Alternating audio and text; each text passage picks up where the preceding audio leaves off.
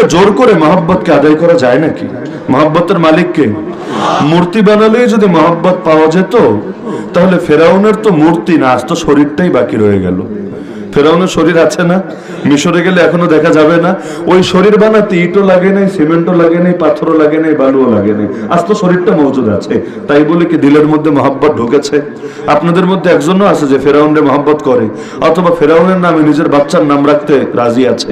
আচ্ছা আপনারা বাদ দেন, একটা হিন্দু, একটা খ্রিস্টান, একটা বৌদ্ধ আছে নাকি পুরো করিমগঞ্জে যে নিজের বাচ্চার নাম ফেরাউনের নামে রাখতে রাজি হবে? আছে? নাই। এমনকি একটা কাফেরও যদি ফেরাউন বইলে ডাক দেন, ও খুশি হবে না বেজার হবে? চরম বেজার হবে। তো এই যে এত লাঞ্ছিত হলো, সামনে আজ তো লাশটা থেকেই কি বাকি রইলো? কি লাভটা হলো? অপরদিকে নবী মুসা আলাইহিস সালাম কেমন ছিলেন কেউ জানেন না আপনারা। তার চেহারা কি গোলাকৃতি ছিল না লম্বা আকৃতি ছিল? তার নাকটা কেমন, চোখটা কেমন, দাঁতটা কেমন, তার মাথার চুলগুলো কেমন, কিভাবে হাঁটতেন, কিভাবে বসতেন, বলতে গেলে সবকিছুই তো আপনার সামনে অন্ধকার, আপনি জানেন না। তারপরও সেই সামনে যে আছে ওই ফেরাউনকে কিন্তু ভালোবাসেন না, যাকে কোনোদিন দেখেন নাই সেই নবী মুসা আলাইহিস সালামকে ভালোবাসেন। তো ভালোবাসা অন্তরে ঢেলে দেওয়ার মালিক কে? যেমন নবী মুসাকে আল্লাহ জানাচ্ছেন ওয়ালকাইতু আলাইকা মাহাব্বাতাম মিন্নি, কোরআনের আয়াত, আমি তোমার উপর আমার মহব্বত ঢেলে দিয়েছি। যার কারণে ফেরাউন যখন সামনে দেখলো তার ঘাটে আরে একটা বাচ্চা এসে হাজির, এই বাচ্চাটারে মারার জন্য এত এত নিষ্পাপ বাচ্চা মারলো, এখন সামনে দেখতে পেলো বাচ্চা হাজির, ওর কাছে তো ছুরি ছিলই, এই ছুরি দিয়ে জবাই করে ফেলতো, জানে মেরে ফেলতো, কিন্তু পারে নাই মারতে। কেন? আল্লাহ বলেন যে নবী মুসার উপর এক ধরনের আলাদা মহব্বত ঢেলে দিয়েছে। দূর থেকে কঠোরতা করা যায়, সামনে দেখলে আর গরম কিছু বলা যায় না। আল্লাহ রাসূলের চেহারা দেখে কুরাইশ নেতা বলে ফেলেছিল, আল্লাহর কসম এই চেহারা কোনো মিথ্যুকের চেহারা হতেই পারে না।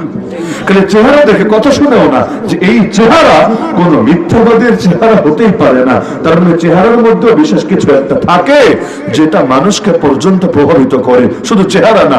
আল্লাহর রাসূল যদি 1 মাসের রাস্তা দূরে থাকতেন, 1 মাসের রাস্তা দূরে, ওখান থেকে পর্যন্ত শত্রু তার ভয়ে কেঁপে উঠতো। নুসিরতু বির-রু'বি মাসিরাতা শাহরিন, আল্লাহ তাআলা এই রকম মুজিজা আল্লাহ নবীকে দিয়েছিলেন।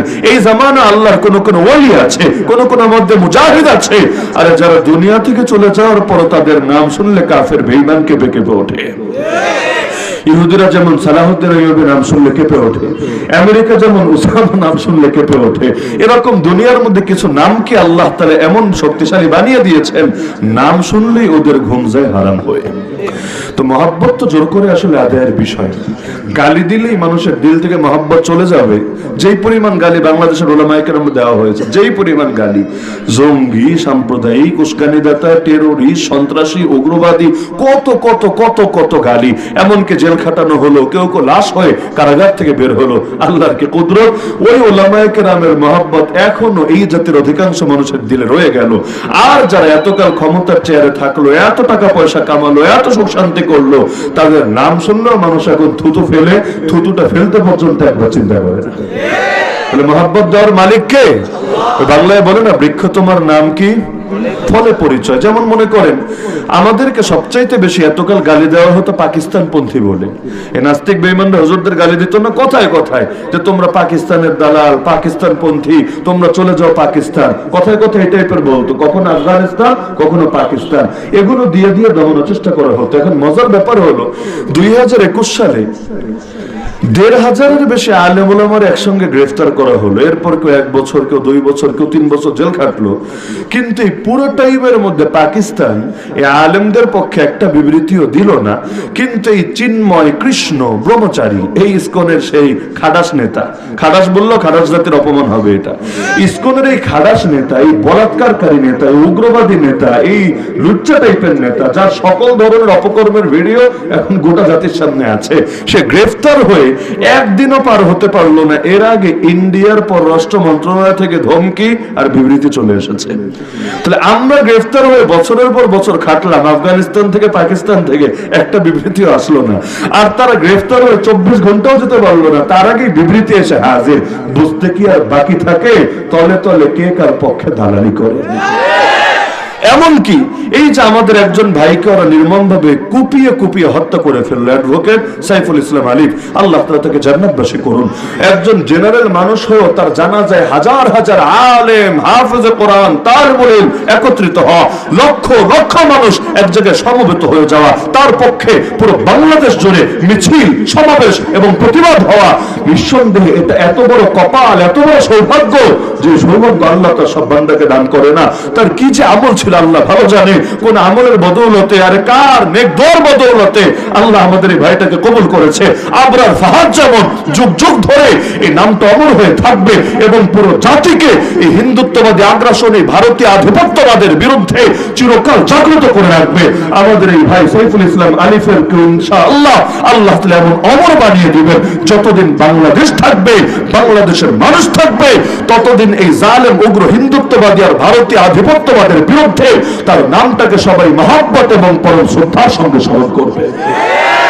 শুধু স্মরণই করবে না, সে এক রক্ত দিয়ে পুরো জাতিকে এমন ভাবে জাগ্রত করে গিয়েছে, আরে যেটা হাজার মাহফিল দিয়েও হতো না, 100 বছর টানা মেহনত করেও হয়তো অনেক ক্ষেত্রে হতো না। এই রক্ত এমন এক দামি জিনিস, যেই জমিনে শহীদের রক্ত ঝরে, একদিন না একদিন সেখানে ইসলামের ফুল ফোটেই ফোটে। শাইখুল হাদিস আল্লামা আজিজুল হক রাহমাতুল্লাহ আলাইহি বলতেন, ইসলাম নামক বৃক্ষের গোড়ায় পানি নয় বরং রক্ত ঢালতে হয়। আমরা বিশ্বাস রাখি যে জমিনে এ সমস্ত আল্লাহ ওয়ালাদের রক্ত ঝরেছে, আল্লাহ তাআলার প্রিয় বান্দাদের রক্ত ঝরেছে। এই জালেমদের বিরুদ্ধে প্রতিবাদ করতে গিয়ে, এই উগ্র হিন্দুত্ববাদের বিরুদ্ধে প্রতিবাদ করতে গিয়ে, ভারতীয় আগ্রাসনের বিরুদ্ধে প্রতিবাদ করতে গিয়ে ইনশাআল্লাহ সুম্মা ইনশাআল্লাহ আল্লাহ তাআলা তাদের রক্তের বদৌলতে জামানার ইয়াজিদ, জামানার আবু জাহাল, জামানার ফিরআউনদের পতন ঘটাবেই ঘটাবে।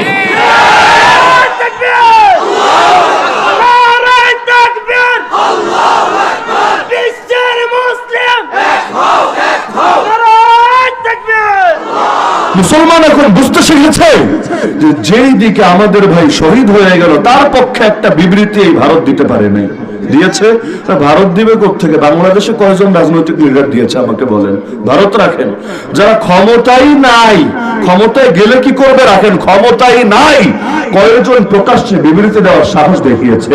আবার যারা তলে তলে একটু প্রতিবাদ করেছে, কয়েকজন ইসকন নামটা, ইসকন চেনেন না আপনারা? ইসকন নামটা কয়েকজন মুখে আনার সাহস করেছে। কেন রে, ভাসুরের নাম মুখে আনতে নাই? ভাসুরের নাম মুখে আনলে বেয়াদবি হবে? তোমাদের পক্ষে দাদা শেল্টার দেওয়া ছেড়ে দেবে? আর এই জাতি তার পাশেই দাঁড়াবে যে এই দেশ আর এই দেশের জনতাকে ভালোবাসে। আর তলে তলে যারাই ইন্ডিয়া আর ভারতীয় আধিপত্যবাদের দালালি করবে, ওদের সবাই লক্ষণ সেনদের মতো দেশ ছেড়ে পালাতে বাধ্য করবে। এভাবে আর কয়দিন? সংখ্যালঘুর রক্তের দাম আছে, সংখ্যা গরিষ্ঠ রক্তের দাম নাই? সংখ্যালঘুর ইজ্জতের দাম আছে, সংখ্যা গরিষ্ঠের ইজ্জতের দাম নাই? সংখ্যালঘুর মন্দিরের নিরাপত্তার দরকার আছে, আমাদের মসজিদের নিরাপত্তার দরকার নয়? মসজিদে এসে হামলা চালিয়ে দিবে, জুমার দিন পর্যন্ত, জুমার নামাজ চলাকালে পর্যন্ত ওরা গান বাজনা করে মুসল্লিদের নামাজের বিরক্তি ঘটাবে।